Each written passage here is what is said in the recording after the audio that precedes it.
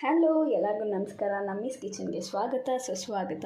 ಇವತ್ತು episode number 3. ಇವತ್ತು ನಾನು ಹೇಗೆ ಸಿಂಪಲ್ಲಾಗಿ ಮನೆಯಲ್ಲೇ ಪನ್ನೀರ್ ಸ್ಯಾಂಡ್ವಿಚ್ನ ಮಾಡ್ಕೊಳ್ಳೋದು, ಮನೆಯಲ್ಲೇ ಇರೋವಂಥ ಇಂಗ್ರೀಡಿಯೆಂಟ್ಸ್ನ ಯೂಸ್ ಮಾಡಿಕೊಂಡು ಅಂತ ಈ ಬ್ಲಾಗಲ್ಲಿ ನಿಮಗೆ ತಿಳಿಸ್ಕೊಡ್ತೀನಿ.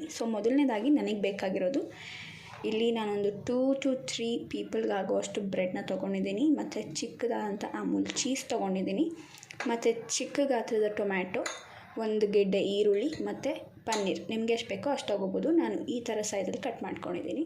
ನೀವು ನಿಮಗೆ ಯಾವ ಸೈಜಲ್ಲಿ ಬೇಕೋ, ಎಷ್ಟು ಕ್ವಾಂಟಿಟಿಯಲ್ಲಿ ಬೇಕೋ ನೀವು ಕಟ್ ಮಾಡ್ಕೋಬೋದು. 2 to 3 ಟೇಬಲ್ ಸ್ಪೂನ್ ಆಫ್ ಆಯಿಲ್ನ ತೊಗೊಳ್ತಾ ಇದ್ದೀನಿ.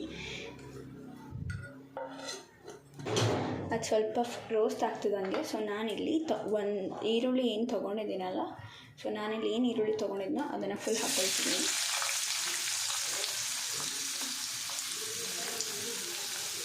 ಆನಿಯನ್ ಫುಲ್ ರೋಸ್ಟ್ ಮಾಡ್ಕೋಬೇಕು.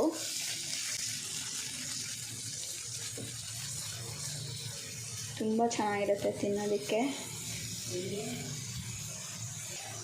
ಈರುಳ್ಳಿನ ಚೆನ್ನಾಗಿ ರೋಸ್ಟ್ ಮಾಡ್ಕೋಬೇಕು, ಫ್ರೈ ಮಾಡ್ಕೋಬೇಕು.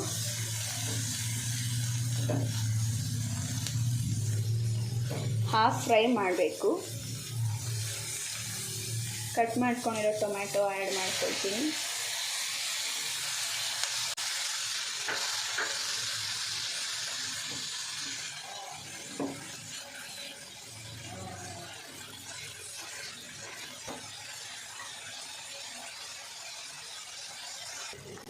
ಇವಾಗ ಇದು ಈ ಥರ ರೋಸ್ಟ್ ಆಗಿದೆ, ಹಾಫ್ ರೋಸ್ಟ್ ಆಗಿದೆ. ಇವಾಗ ನಾನು ಸ್ಪೈಸಸ್ನ ಆ್ಯಡ್ ಮಾಡ್ತೀನಿ. ಮೊದಲನೇದಾಗಿ ರುಚಿಗೆ ತಕ್ಕಷ್ಟು ಉಪ್ಪು, ನಿಮಗೆ ಎಷ್ಟು ಬೇಕೋ ಅಷ್ಟು ನೀವು ಸೇರಿಸ್ಕೋಬೋದು. ಒಂದು ಚಿಂಟಿ ಇಲ್ಲ 1/4 ಟೇಬಲ್ ಸ್ಪೂನಷ್ಟು ಅರಿಶಿನ ಪುಡಿ ಹಾಕ್ಕೊಳ್ತಾ ಇದ್ದೀನಿ. ಜಸ್ಟ್ ಫಾರ್ ಕಲರ್ ಅಷ್ಟೇ, ಕಲರ್ ಪರ್ಪಸ್ ಹಾಕ್ಕೊಳ್ಳೋದು. ಬಿಕಾಸ್ ನಾನು ಇದು ಯಾವುದೂ ಕಲರ್ ಮಿಕ್ಸ್ ಮಾಡ್ತಾಯಿಲ್ಲ. ಇವೆರಡನ್ನ ಒಂದು ಸ್ವಲ್ಪ ಈಗ ಫ್ರೈ ಮಾಡ್ಕೊಳ್ತೀನಿ. ತುಂಬ ಚೆನ್ನಾಗಿರುತ್ತೆ, ಟೇಸ್ಟಿಯಾಗಿರುತ್ತೆ. ಮನೇಲಿ ಎಲ್ಲರೂ ತಿನ್ಬೋದು. ಇದನ್ನು 5 ಮಿನಿಟ್ಸಲ್ಲಿ ಆಗೋಗುತ್ತೆ. ಇವಾಗ ಇದಕ್ಕೆ ಎಕ್ಸ್ಟ್ರಾ ಸ್ಪೈಸಸ್ನ ಆ್ಯಡ್ ಮಾಡ್ಕೊಳ್ಳೋಣ.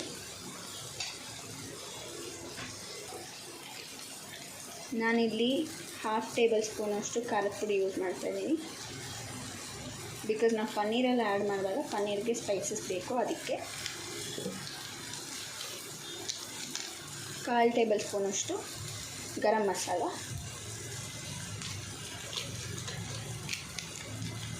ಚಿಕನ್ ಪೌಡರ್ ಆಪ್ಷನಲ್, ನಿಮಗೆ ಬೇಕು ಅಂದರೆ ಯೂಸ್ ಮಾಡ್ಬೋದು. ಧನಿಯಾ ಪೌಡರ್ 1/4 ಟೇಬಲ್ ಸ್ಪೂನಷ್ಟು ಯೂಸ್ ಮಾಡ್ತಾಯಿದ್ದೀನಿ. ಈಗ ಕೈ ಆಡ್ತಾ ಇರಿ, ಅದಂದರೆ ಗಟ್ಟಿ ಆಗೋಗುತ್ತೆ.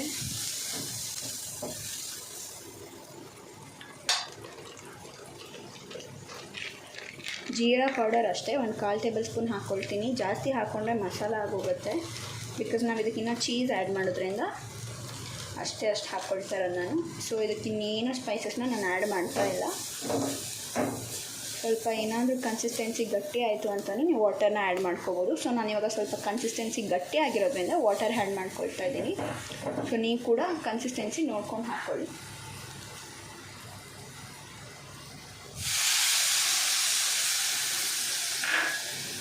ಸ್ವಲ್ಪ ವಾಟರ್ ಹಾಕಿ ಫ್ರೈ ಮಾಡ್ತೀನಿ. ಇದು ಸ್ವಲ್ಪ ಗ್ರೇವಿ ಟೈಪ್ ಆಗ್ತಾ ಇದ್ದಂಗೆ ಅದಕ್ಕೆ ನಾನು ಪನ್ನೀರ್ ಆ್ಯಡ್ ಮಾಡ್ಕೊಳ್ತೀನಿ. ದಟ್ ಪನ್ನೀರಿಗೆ ಚೆನ್ನಾಗಿ ಹಿಡಿಯುತ್ತೆ ಅಂತ ಅಷ್ಟೇ. ನೋಡಿ ಈ ಥರ ಆಗಬೇಕು. ತುಂಬ ಸುಲಭವಾಗಿ ಮಾಡ್ಕೋಬೋದು ಗೈಸ್. ಇನ್ನೂ ಯಾರೆಲ್ಲ ಈ ಚಾನಲ್ನ ಸಬ್ಸ್ಕ್ರೈಬ್ ಮಾಡಿಲ್ಲ, ಪ್ಲೀಸ್ ಸಬ್ಸ್ಕ್ರೈಬ್ ಮಾಡ್ಕೊಳ್ಳಿ. ಇನ್ನು ವೆರೈಟಿ ಆಫ್ ಕುಕ್ಕಿಂಗ್ ವೀಡಿಯೋಸ್ ಬೇಕು, ಇಲ್ಲ ನಿಮ್ಗೆ ಯಾವ ರೆಸಿಪೀಸ್ ಬೇಕು, ಪ್ರತಿಯೊಂದು ಕೂಡ ನೀವು ಕಾಮೆಂಟಲ್ಲಿ ತಿಳಿಸ್ಬೋದು. ನಾನು ಪ್ರತಿಯೊಬ್ಬರು ಕಾಮೆಂಟ್ಸ್ ಕೂಡ ನೋಡ್ತೀನಿ. ಪ್ಲೀಸ್ ಚಾನಲ್ನ ಸಬ್ಸ್ಕ್ರೈಬ್ ಮಾಡ್ಕೊಳ್ಳಿ, ಸಪೋರ್ಟ್ ಮಾಡಿ. ಇವಾಗ ನಾನು ಏನು ಪನ್ನೀರ್ ತೊಗೊಂಡಿದ್ದೆ ನೋಡಿ, ಏನು ಪನ್ನೀರ್ ತೊಗೊಂಡಿದ್ದೆ ನಾನು ಇದಿಷ್ಟನ್ನು ಕೂಡ ಆ್ಯಡ್ ಮಾಡ್ಕೊಳ್ತೀನಿ.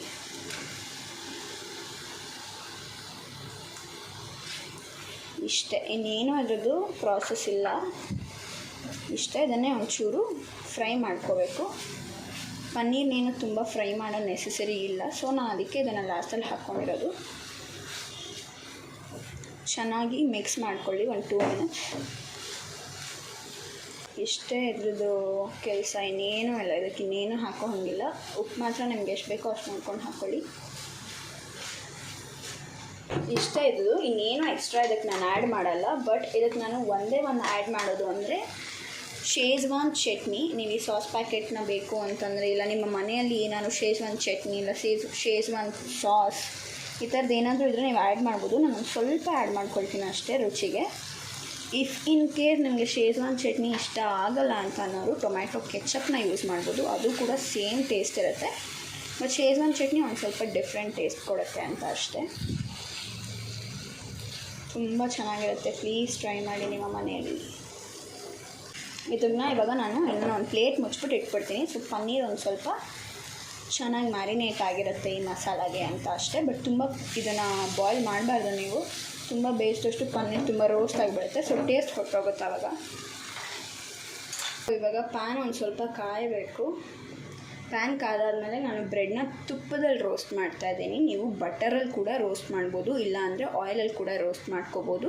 ಬಟ್ ನಾನು ತುಪ್ಪದಲ್ಲಿ ರೋಸ್ಟ್ ಮಾಡ್ತಿದ್ದೀನಿ ಗೀಯಲ್ಲಿ, ಬಿಕಾಸ್ ಹೆಲ್ತ್ಗೆ ಒಳ್ಳೆಯದು ಅಂತ ಅಷ್ಟೇ.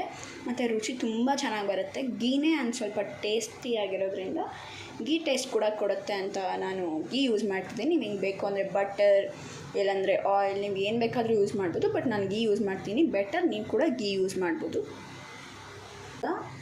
ತುಪ್ಪ ಹಾಕ್ತಾಯಿದ್ದೀನಿ ರೋಸ್ಟ್ ಮಾಡ್ಕೊಳ್ಳೋಕ್ಕೆ. ಜಾಸ್ತಿ ಹಾಕ್ಕೊಳ್ಬೇಡಿ, ನೀವು ಜಾಸ್ತಿ ತುಪ್ಪ ಹಾಕ್ಕೊಂಡಷ್ಟು ತುಂಬ ಬೇಗ ಸೀದೋಗ್ಬಿಡುತ್ತೆ. ಸೊ ಈ ಥರ ಇದ್ರ ಮೇಲೆ ಒಂದು ಸ್ವಲ್ಪ ಹಾಕ್ಕೊಂಡು ಎರಡು ಕಡೆನೂ ಇದನ್ನೇ ರೋಸ್ಟ್ ಮಾಡ್ಕೊಳ್ಳಿ. ತುಂಬ ಚೆನ್ನಾಗಿ ಬರುತ್ತೆ ಗೈಸ್. ತುಂಬ ಬೇಗ ಮಾಡ್ಬೋದು. ಮಕ್ಕಳು ಟಿಫನ್ಗಾಗಿರ್ಬೋದು, ಇಲ್ಲ ಬ್ರೇಕ್ಫಾಸ್ಟ್ಗಾಗಿರ್ಬೋದು, ಸ್ನ್ಯಾಕ್ಸ್ಗಾಗಿರ್ಬೋದು. ತುಂಬ ಜನ ಇದನ್ನು ಸ್ನ್ಯಾಕ್ಸ್ ಮತ್ತು ಬ್ರೇಕ್ಫಾಸ್ಟಿಗೆ ಯೂಸ್ ಮಾಡ್ತಾರೆ. ಸೊ ಇವಾಗ ಇದಕ್ಕೆ ನಾನು ಏನು ಮಾಡ್ಕೊಂಡಿದ್ದೆ, ಸೊ ಒಂದು ಕಡೆಗೆ ಹಿಂಗೆ ಆ್ಯಡ್ ಮಾಡ್ಕೊಳ್ಳಿ. ಕಂಪ್ಲೀಟ್ ಫಿಲ್ಲಿಂಗ್ ಮಾಡಿಬಿಡಿ. ತುಂಬ ಅದ್ಭುತವಾಗಿ ಬರುತ್ತೆ.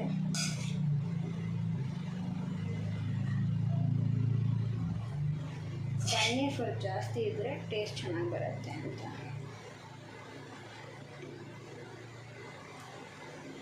ಸೊ ಇವಾಗ ನಾನು ಫಿಲ್ಲಿಂಗ್ ಹಾಕಿದ್ದೀನಿ.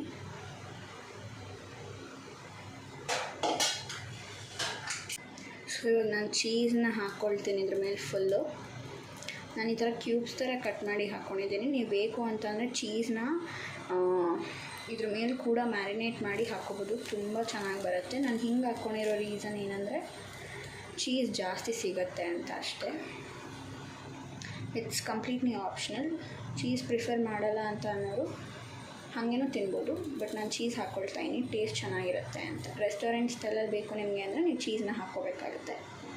ಸೊ ಇವಾಗ ನಾನು ಇದ್ರ ಮೇಲೆ ಇದನ್ನು ಕ್ಲೋಸ್ ಮಾಡಿ ಲಿಡ್ ಕ್ಲೋಸ್ ಮಾಡ್ತೀನಿ.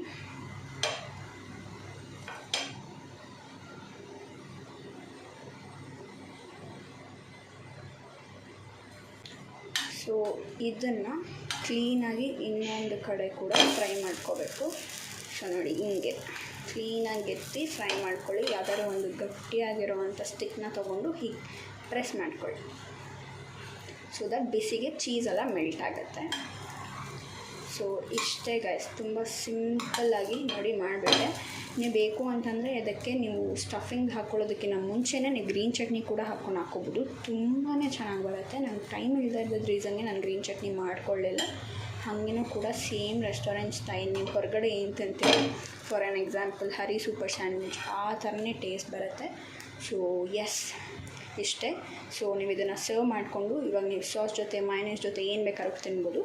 ಹಾಗೆ ತಿಂದರೂ ಕೂಡ ತುಂಬಾ ಚೆನ್ನಾಗಿ ಬರುತ್ತೆ.